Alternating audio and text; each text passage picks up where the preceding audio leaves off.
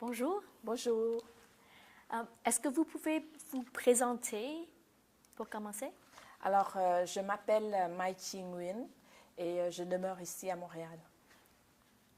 Alors, si on peut revenir aux années de 70, dans les années avant la guerre, la fin de la guerre du Vietnam, pourrez-vous décrire votre situation familiale? Alors, dans les années 70, je demeurais avec mes parents et j'allais à l'école secondaire Regina Mundi. Et je fais partie d'une famille de quatre frères et sœurs, dont un frère aîné, moi-même et deux plus jeunes frères. Et vous habitiez où? J'habitais à Saïgon, dans l'arrondissement 1. Et vos parents, quel travail faisaient-ils ensemble? Alors, mon père était pharmacien, il avait sa propre pharmacie et ma mère était directrice d'école. Elle avait créé sa propre école en 1958 et c'était une école primaire et maternelle avec pension. Alors, vers la fin de la guerre, c'était quoi les changements? Comment votre famille comment est-ce que la fin de la guerre a changé votre situation? Alors, en 1975, comme vous le savez, le sud du Vietnam a été envahi par le nord et le pays a été comme réunifié et devenu communiste. Alors, on a perdu pas mal de liberté, liberté d'expression, liberté de se déplacer, comme par exemple si on veut se déplacer de 20 km et plus, il fallait demander la permission au comité populaire de l'arrondissement. Alors, donc, c'était pas mal plus répressif que le régime républicain de Théo. Et et aussi, il y a eu 3 fois le changement de currency, la monnaie. Et puis, donc, tout le monde s'est vu perdre toutes leurs avoirs, les économies qu'ils avaient avant 1975. Alors, c'était pas mal dur. Toutes les familles étaient rationnées. Et puis, il y avait tant de kilos de riz ou de farine par personne, par mois. Il y avait 1 kilo de sucre par mois. La vie était très dure. Puis nous, avant que la fin de la guerre, avant 75, on était quand même assez aisés. On avait 4 domestiques, un chauffeur. Et donc, c'était un gros choc pour notre famille. Mais vos parents continuaient à travailler? Mes parents, oui. Non, c'est-à-dire ma mère a continué de travailler. Elle était obligée de continuer de tenir l'école comme directrice d'école, mais en recevant un salaire très, très maigre du gouvernement. Mon père, il s'est vu approché par le gouvernement qui lui avait dit bon, ben, vous pouvez garder votre pharmacie, mais on va taxer vos profits à 90%. Alors, il était trop enragé, alors il a fermé sa pharmacie. Et à 45 ans, il s'est vu devenir un chômeur.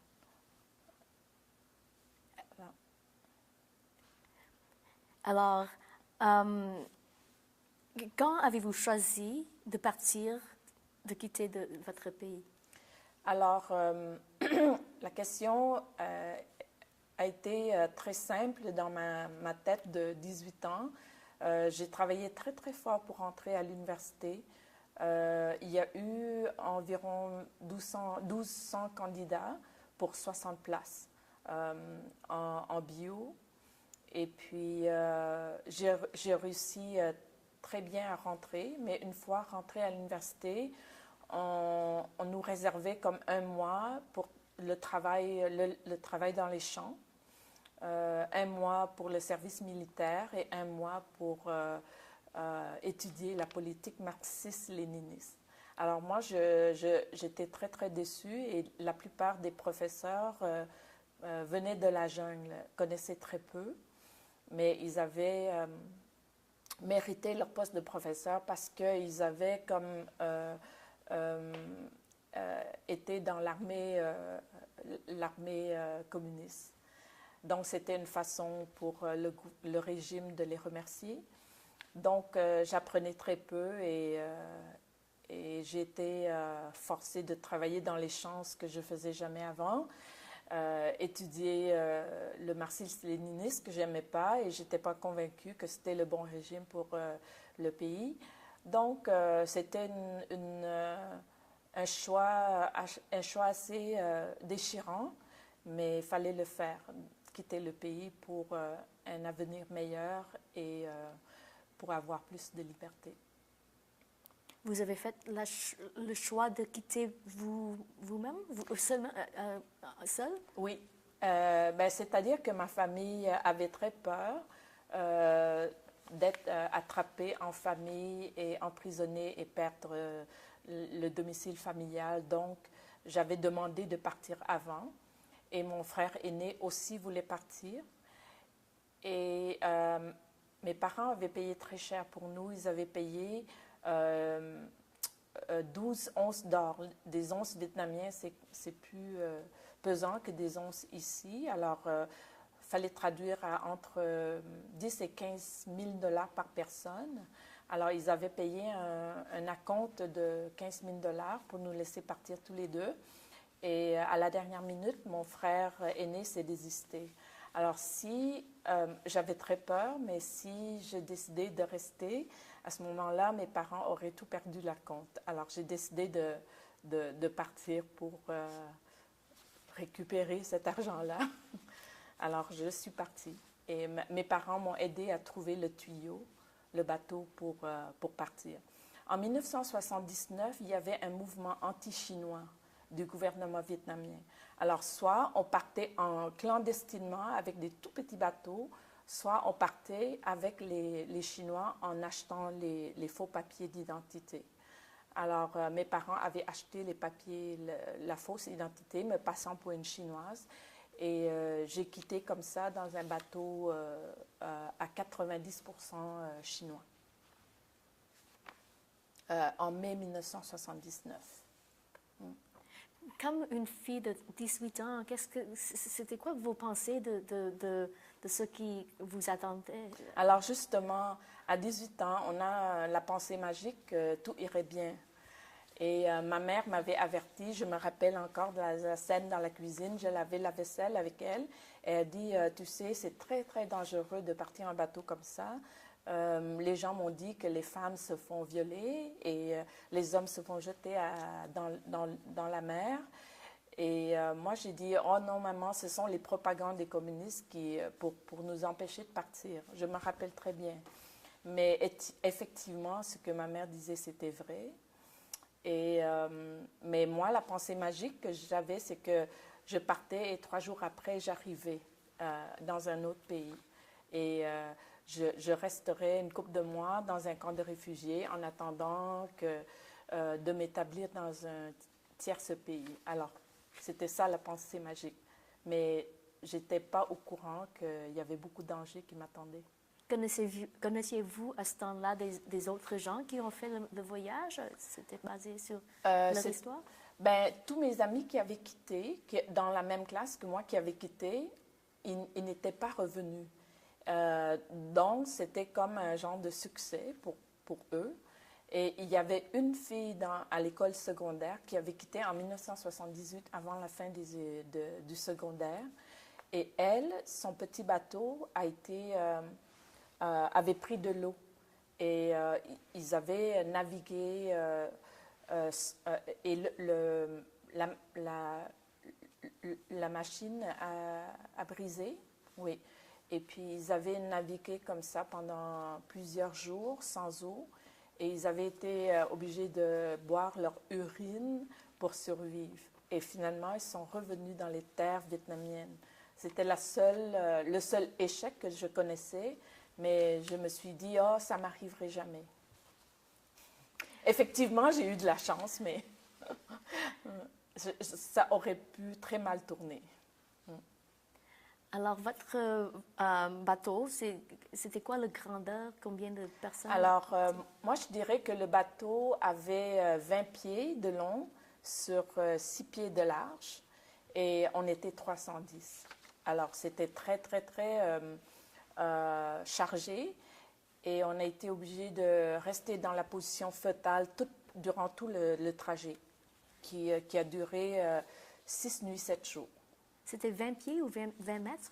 20 pieds. 20 pieds, très petit. Oui. Avec 300 personnes. Oui, c'est ça. Et je ne sais pas si c'est peut-être un peu plus. De là, oui, de là à, oui, de là à là. Oui, ça, c'est pas 20 mètres. C'est pas 20 mètres. En tout cas, c'était petit, Wow. mais on était 300. Et Oui, 310. c'était où l'endroit de embarcation? L'embarcation, c'était à 73 km de Saigon et ça appartenait à la ville de Long Thanh. Oui. Et je me rappelle exactement le petit chemin qui amenait à l'endroit d'embarcation. Ça s'appelait Quang Chim. Oui, le restaurant des oiseaux. Et il y avait beaucoup de bateaux qui partaient de là. Alors, c'était pas en clandestin quand même? Alors, Non, parce que la garde côtière a été achetée. Et le gouvernement vietnamien voulait que les Chinois partent du pays. Il voulait chasser les Chinois du pays. Alors, donc, c'était une façon assez sécuritaire de partir, mais très chère. Parce que les Chinois profitaient de la situation pour charger beaucoup les Chinois et ils chargeaient encore plus cher les Vietnamiens qui voulaient embarquer avec eux. Et votre destination, c'est où? Alors, donc, quand on embarquait dans le bateau, malheureusement, le capitaine, c'était un faux capitaine. Il disait qu'il connaissait le chemin pour embarquer gratuitement toute la famille, mais ce n'était pas le cas.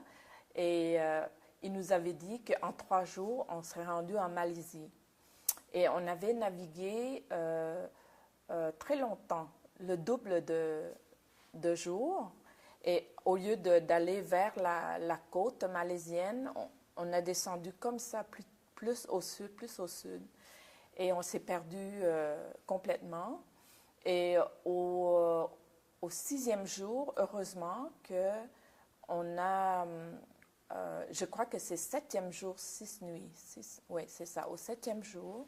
À l'aube du 7e jour, heureusement qu'on a rencontré une toute petite île qui était dans des îles de Anambas Island.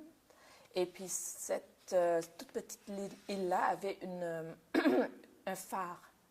Alors, le capitaine a foncé dessus, mais il a comme oublié la notion que quand il y a un phare, il y a un danger de corail ou beaucoup de roches. Alors, il a foncé dessus et notre bateau a brisé en 2. Heureusement, ça a coulé, mais tranquillement. Alors, on a pu nager jusqu'à la plage. Et dans l'après-midi, le monsieur, le gardien de phare, il est descendu nous voir. Et ce qui est une anecdote cocasse, c'est que le capitaine, il a dit à tout le monde, tout fier, il dit « Oh, on est arrivé en Malaisie ». Et puis dans l'après-midi, quand le gardien de phare est venu, il dit « Welcome to Indonesia ». Alors tout le monde a dit « Oh, mais là, c'est pourquoi on est rendu là ?» Alors on s'est perdu beaucoup plus au sud qu'on était supposé être. Et puis la durée du voyage a été doublée, mais vous aviez toujours de la nourriture, de l'eau? Non. Alors tous les jours, on était rationnés pour de l'eau. On avait 1 verre d'eau chaque personne par jour et c'était au mois de mai. Alors il faisait très chaud, il faisait environ 40 degrés Celsius.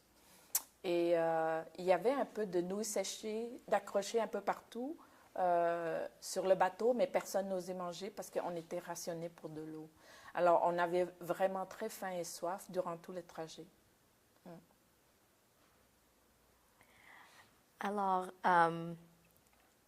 quand vous êtes venu sur cette île, est-ce qu'il y avait un camp pour des réfugiés là-bas? Donc, c'était une île déserte, hein, l'île au phare. Et le gardien de phare a dû envoyer des signaux de morse pour que les vaisseaux commerciaux qui passent viennent nous chercher. Et au bout de 3 jours, il y a eu un navire de la garde côtière qui est venu nous chercher, moyennant de l'argent. Et on a tous cotisé pour aller, pour qu'eux, ils nous amènent sur une île où il y a des réfugiés. Alors, il nous a amenés sur l'île Araya où il y avait déjà 20 000 réfugiés, mais il n'y avait rien, il y avait juste la terre, la forêt et les huttes que les réfugiés eux-mêmes avaient bâties. Alors, on est couché par terre pendant quelques jours et ensuite, les hommes sont allés dans la forêt pour couper du bois et les femmes, on a tressé les feuilles pour faire le toit, pour faire des huttes de fortune. Et à part de ça, pourrez-vous décrire le camp? Alors, le camp Araya, c'était un camp de fortune, comme j'ai dit. Alors, c'était très insalubre. Il y avait comme un ruisseau qui passait et tout le monde allait se laver là. Et il fallait qu'on aille de plus en plus haut parce que l'eau était rendue sale très vite. Il y avait des fosses septiques, mais les fosses septiques se remplissaient très vite aussi. Et il y avait beaucoup d'enfants qui mouraient de dysenterie à cause de ça. C'était à quelle saison? Donc, moi, j'étais entre mai et octobre sur l'île Araya et entre octobre et décembre sur l'île de Galan. J'ai été transférée à une autre île. Mais c'était très ennuyeux la vie de réfugié dans le camp. Alors, je me suis portée comme bénévole dans le dispensaire des Indonésiens sur une autre île qui s'appelle Le Thon. Alors, je vous ai montré la photo. Donc, c'était un dispensaire qui était destiné aux Indonésiens. Mais étant donné qu'il y avait tellement de réfugiés qui avaient des problèmes de santé, des viols, des cas de violence, alors, fallait les traiter. Donc, je me suis portée volontaire. Je restais 6 jours semaine dans le dispensaire pour aider les réfugiés vietnamiens. De 6 heures le matin jusqu'à 6 heures le soir, on recevait environ 400 réfugiés par jour. Ouais. Et il y avait des cas de viol. Les jeunes femmes de 15 ans, 18 ans arrivaient avec plein d'infections, de chlamydia, gonorrhée, syphilis, puis il fallait les traiter. Il y en avait beaucoup qui tombaient enceintes, alors il fallait les traiter ou bien les faire avorter. Il y avait beaucoup de cas d'infection et d'enfants qui mouraient de dysenterie. Ouais.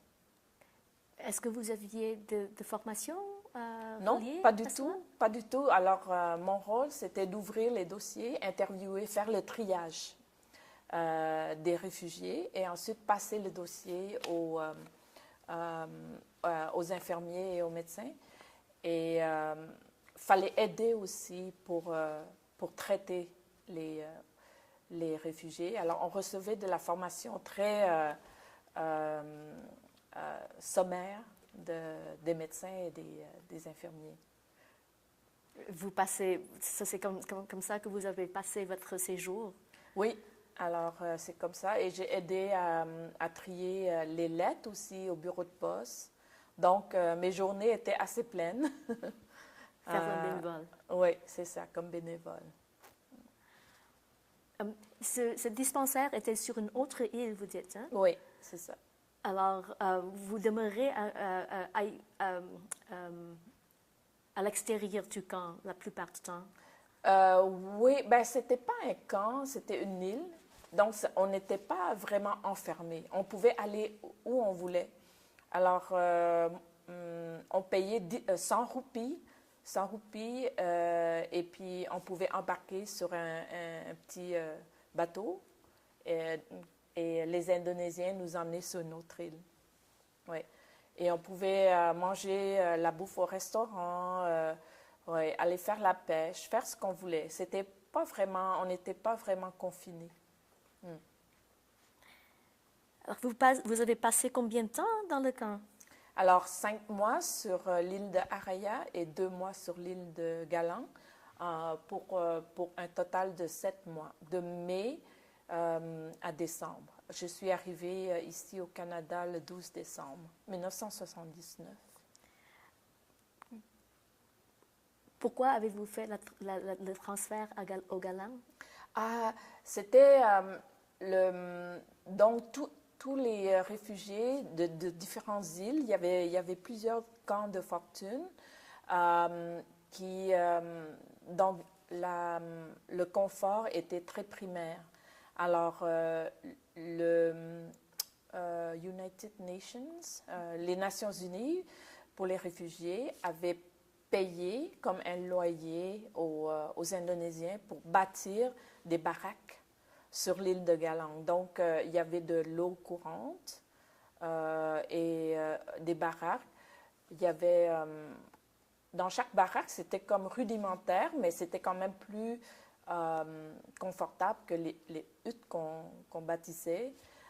Donc, il y avait un toit en aluminium peut-être.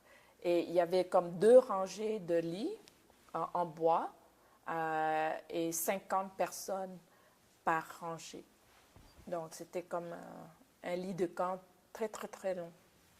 Voilà. Alors, les conditions étaient meilleures. Oui, les conditions étaient meilleures. Puis, les Nations Unies voulaient nous réunir là pour que les délégations de plusieurs pays viennent nous interviewer là. Donc, ils n'avaient pas besoin d'aller dans les plusieurs petites îles. Alors, comment avez-vous décidé d'aller au Canada? Alors, comme l'hygiène dans les camps laissait à désirer, c'était très insalubre et ce n'était pas sécuritaire non plus pour les jeunes filles sans famille. Moi, j'étais sans famille. Alors, tu sais, les hommes, les réfugiés rôdaient autour, les Indonésiens aussi. Donc, moi, je me disais, le premier pays qui m'interviewait, qui m'acceptait et qui arrivait avec un billet d'avion, moi, je quitte cet endroit-là. Sacré son camp en bon québécois. Alors, donc, il y avait 3 pays qui m'avaient interviewé et qui m'avaient donné une réponse positive. C'était la Suisse, l'Australie et le Canada. Et c'était le Canada qui est arrivé avec le billet d'avion en plein hiver. Alors, le vol, c'était 10 décembre. Alors, j'ai dit oui. Alors, c'est le pays qui avait vous donné le billet en premier. Oui. Et puis, comment avez-vous appris de votre destination finale? Comment j'ai appris?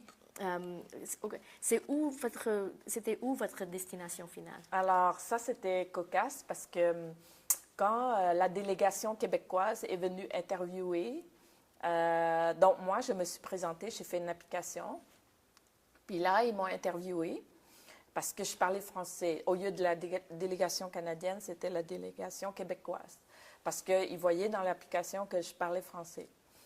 Puis là, le monsieur, après l'entrevue, il dit « Est-ce que vous avez des questions pour moi? » Moi, j'ai dit ben moi, j'hésite à venir m'installer au Québec parce que là-bas, les gens ne parlent pas le même français que moi. Alors le monsieur, il dit « Quoi? Je parle québécois depuis tout à l'heure. Est-ce que vous me comprenez? » J'ai dit « Oui, oui, je comprends. » Alors il dit « Si je vous offre de vous installer au Québec, est-ce que ça vous intéresse? » J'ai dit « Mais bien sûr. » Alors, c'est comme ça. C'est comme Alors, ça que j'ai décidé de... Oui. en ce temps-là, vous n'avez pas une bonne impression du Québec? J'avais aucune idée c'était quoi le Québec. Je savais tout simplement que le Canada est grand et vaste et qu'il y a des gens qui parlent français, c'est tout. Mais un autre type de français. Oui, Et que puis, je ne comprendrais pas. Mais finalement, je l'ai bien compris, alors j'ai décidé d'aller. il faut que je clarifie un petit peu. Comment avez-vous appris le français? Alors, quand j'étais au Vietnam, comme mes parents étaient aisés, ils m'avaient envoyé à l'école qui s'appelle le Regina Mundi ou le Couvent des Oiseaux à Saigon. C'est une école assez bien connue qui suit un programme vietnamien, mais assez chargé en français et en anglais. Alors, c'est là que j'ai appris le français écrit plutôt, mais pas beaucoup parlé. Ouais, mais on se débrouillait quand même. Ouais. Alors, euh, vu que vous avez accepté une offre du Québec, comment avez-vous décidé que Montréal serait la destination finale? Alors, quand je suis arrivée ici, on m'a accueilli à Mirabel et ensuite, on nous a transportés à Long-Pointe, le camp militaire dans l'est de Montréal. Et on nous a donné une douche avec shampoing Kelada, des vêtements. Et on nous a demandé où est-ce qu'on veut s'installer. Et moi, étant donné que je n'ai pas de parenté, pas de famille, j'avais pas de lien nulle part. Alors moi, j'ai dit, OK, je vais m'installer à Montréal. Et en ce temps-là, il y avait beaucoup de réfugiés à s'occuper. Alors le gouvernement avait les bras pleins, on avait plein les bras. Et donc, il fallait que je me débrouille. Alors, c'est ça. Donc, Montréal, c'était comme la destination naturelle parce que je n'avais pas aucune autre attache ailleurs. Oui. Et quelle impression avez-vous initialement au début? Au début, du Canada ou de Montréal? Du Canada et de Montréal. Alors, quand j'étais dans l'avion de Amsterdam à ici, je regardais en bas, puis je ne voyais que des lacs et des lacs et des lacs et de la neige, de la neige. Alors, j'ai dit, ça y est, je vais vivre dans le bois. Donc, mon impression première, c'est qu'il y a la densité de la population est très basse. Mais la première impression que j'ai eue avec des gens que je côtoie a été très positive. Les gens étaient très accueillants et très aidants aussi. Alors, c'était ça mon impression. Et étiez-vous parrainé par le gouvernement? C'est-à-dire que par défaut, je n'étais pas parrainée par les familles ni par les paroisses parce que j'avais 18 ans et quelques mois. Donc, je n'avais pas de parrain en tant que tel. Alors, donc, c'est sous la gouverne du gouvernement, mais je recevais très peu de support parce que le gouvernement en avait trop. On avait trop, je crois que c'était 100 000 ou plus par année dans ces années-là. 78, 79, 80. Alors, I was on my own. J'étais vraiment laissée à moi-même. Ouais. Alors, quel support, quelle assistance avez-vous? Alors, justement? donc, on nous avait instruit, les célibataires comme moi, de venir au centre de main-d'œuvre chercher 70 $ par semaine. Et pour ceux qui parlent un peu français comme moi, le message a été très clair. Débrouillez-vous, trouvez-vous une job. Alors, c'est ce que j'ai fait. Et comme logement, est-ce qu'on vous a aidé de trouver quelque chose? Non, on nous a donné une liste mais une liste très courte. Là. Les logements n'étaient pas très disponibles dans ce temps-là. Et moi, j'ai trouvé que le foyer Maria Goretti, c'était pas mal central, près des universités, cégep. C'était comme de biais avec le cégep Brébeuf. Alors, je l'ai choisi. Ça coûtait 30 $ par semaine, je crois. Et il me restait 40 $ pour me nourrir. C'était quoi? C'était comme une résidence C'était d'étudiants? des studios, oui, une résidence d'étudiants. Alors, c'était comme des petits studios avec un lit et un bureau. Oui, très, très simple. Ouais. Et puis pour nourriture, pour Donc, faire l'épicerie, tout cela, vous devriez. c'est ça.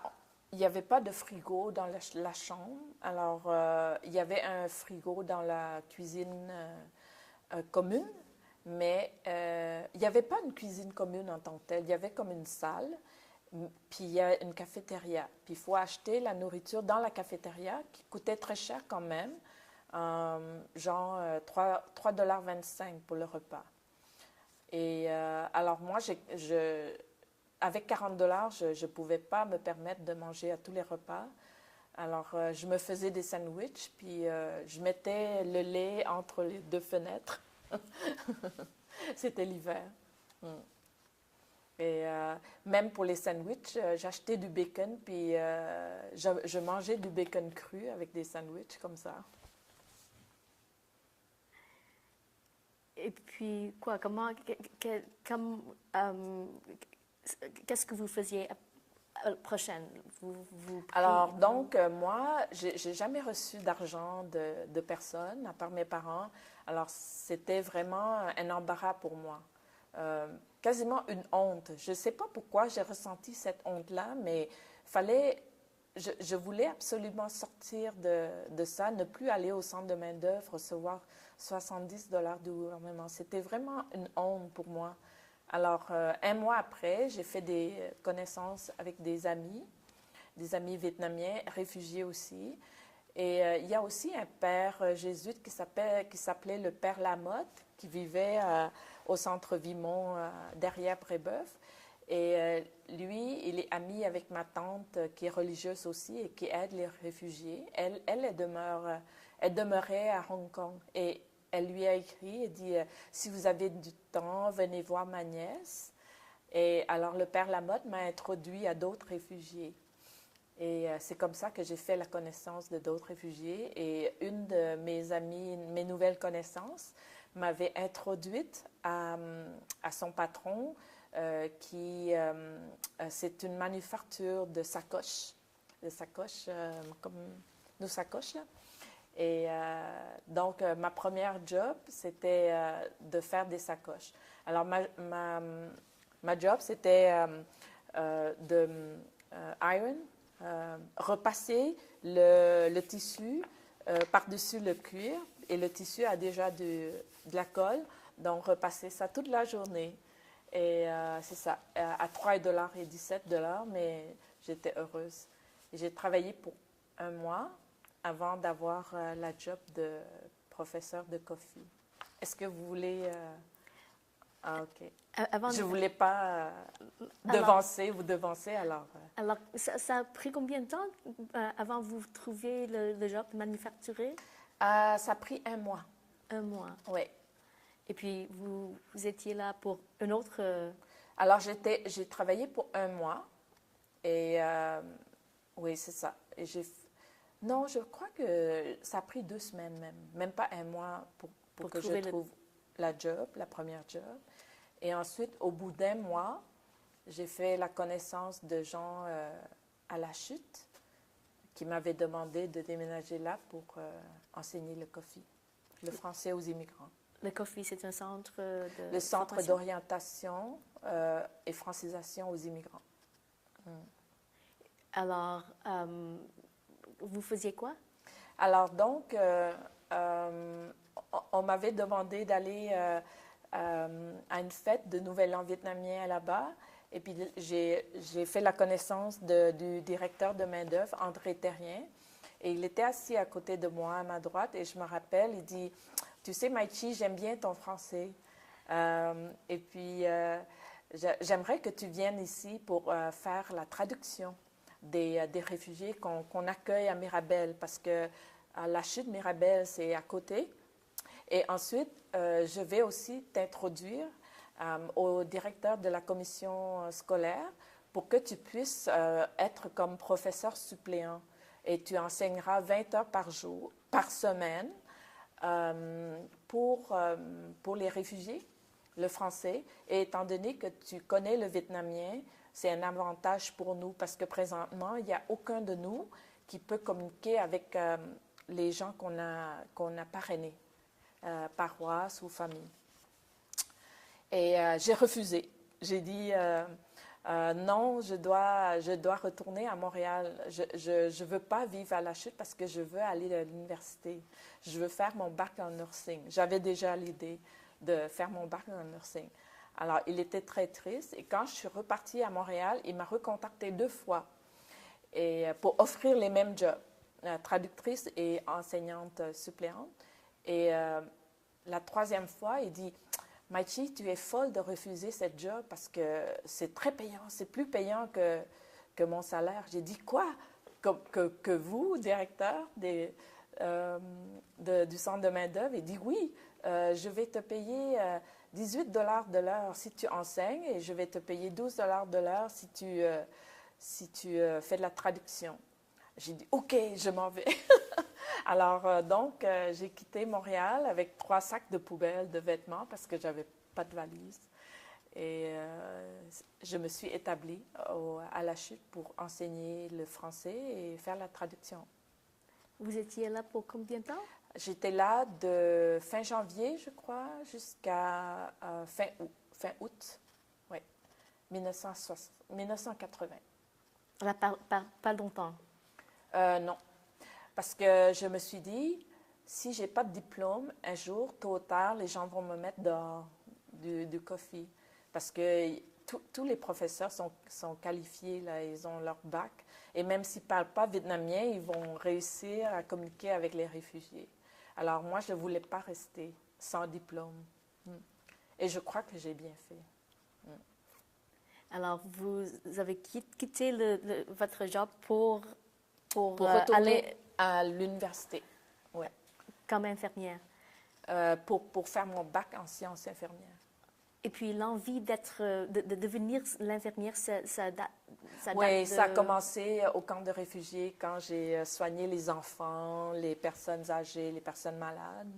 J'ai même aidé à accoucher un bébé. Alors, je me suis dit, c'est trop long faire la médecine, puis j'ai pas d'argent, je suis toute seule. Alors, j'aime mieux faire mon bac en nursing, puis après ça, je verrai pour la médecine. Et puis, ça prend de l'argent pour aller à l'université. Comment est-ce que... Oui, alors, donc, durant mon séjour à la Chute, j'ai réussi à mettre de côté 5 000 $. Et ça m'a donné comme une assurance que oui, je pourrais faire mon bac. Et la première année, j'ai appliqué pour un prêt bourse. J'ai reçu seulement 1 260 de prêt parce que j'ai travaillé. Et l'été, j'ai travaillé aussi. Et la 2e année, j'ai eu un prêt, une bourse. Et ça totalisait environ 3 000 $. Et la 3e année également. Et par miracle, je n'ai pas utilisé mon 5 000 $. C'était comme une bouée de sauvetage au cas où. Et quand je suis graduée, mon 5 000 $ était intact. Et j'ai pris une partie de cet argent-là pour rembourser mon billet d'avion et mon prêt d'étudiant aussi. Donc, dès ma graduation, je n'avais plus de dette. Le billet d'avion, il faut payer. Oui, il fallait rembourser le gouvernement. Oui. Alors, après cette formation, vous deveniez... Je suis devenue infirmière bachelière, oui. Et vous travaillez comme oui. Infirmière toujours? Oui, non. J'ai travaillé comme infirmière au Royal Victoria. Mais les shift work, jour, nuit, fin de semaine, ça ne me convenait pas. Alors, en 1985, j'ai décidé de retourner à l'université pour chercher une maîtrise en santé communautaire. Et quand j'ai terminé cette maîtrise-là, j'ai eu la chance, non, j'ai eu la chance pendant que je faisais ma maîtrise de travailler sur un département de recherche clinique au Douglas, à l'hôpital Douglas en psychiatrie. Et quand j'ai terminé ma maîtrise, j'ai appliqué pour travailler dans l'industrie pharmaceutique. Et j'ai fait le move pour aller travailler en industrie pharmaceutique et je suis là depuis 1989. Alors, si vous pensez aux premières années au Canada, c'était quoi les défis que vous avez vécus? Je crois que pour chaque personne, les défis, c'est différent. Moi, étant donné que je n'avais pas de famille, mon défi le plus gros, c'est le manque de support familial et la solitude. Ça, j'ai trouvé ça très, très, très, très dur. Et quand je voyais mes amis arriver à l'école, en classe, avec leur lunch préparé par leurs parents, j'ai eu des pincements de cœur. Alors, ça, je crois que c'était ce qui était le plus gros défi pour moi, de surpasser l'ennui, la solitude, d'être sans famille, sans support émotionnel. Vos frères et vos parents, est-ce qu'ils ne sont jamais partis du Vietnam? Non. Quand j'ai terminé mon bac, j'ai tout de suite parrainé ma famille. Et ma famille, au début, voulait venir, mais vers la fin, 84-85, ils ont décidé de rester parce que le pays a commencé à s'ouvrir un peu. Alors, et mes parents étaient plus vieux, donc ils ont décidé que peut-être que ce n'était plus opportun de partir. Alors, ils ont décidé de rester. Et mes frères aussi se sont mariés et avec leur famille, ils avaient décidé de rester. Revenons un moment vers les années, l'an 79, quand vous êtes parti. Pourquoi est-ce que votre grand frère a changé d'idée? Nous avons su par après qu'il avait une blonde et qu'il avait, je crois, promis à sa petite amie de partir avec elle. Mais finalement, il a décidé de ne pas aller avec. Mais la raison principale qu'il m'a donnée en ce moment-là, c'est qu'il avait peur d'échouer le voyage et quand il revenait à l'université, il serait mis dehors. Alors